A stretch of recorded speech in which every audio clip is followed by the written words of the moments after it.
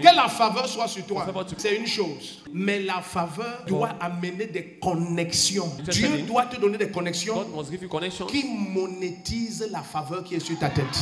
Avoir la faveur et les gens t'aiment.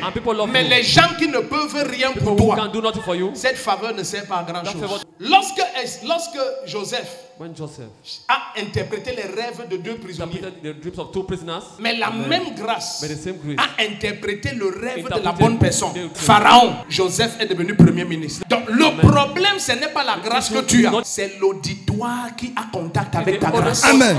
Quand c'est le mauvais auditoire, tu manifestes la même chose et ça ne change pas ton statut. Mais au nom de Jésus-Christ, ceux qui doivent réécrire l'histoire de ta grandeur, Amen. je te connecte à tout cela ce matin au nom de Jésus-Christ. Est-ce que vous savez qu'il y a des gens que Dieu doit leur parler en ta faveur? Cesse de toquer aux portes des gens. Laisse que Dieu toque aux portes en ta faveur. Est-ce que tu sais qu'il y a des lois sur cette terre qui veulent que certaines personnes de certains rangs sociaux ne communient pas avec certaines personnes? Est-ce qu'il y a des lois sur cette terre qui empêchent même que tu rencontres certaines personnes? Est-ce que vous savez que vous êtes dans l'aéroport avec quelqu'un?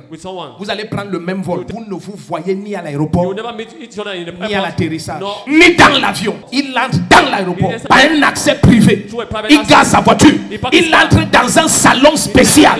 Du salon, on l'amène dans l'avion, dans un portail spécial. Il prend une autre route qui le mène dans un siège en première classe. Et il va sortir avant tout le monde. Vous avez pris le même vol, mais il y a des lois sur la terre. Vous ne vous rencontrez jamais. Amen.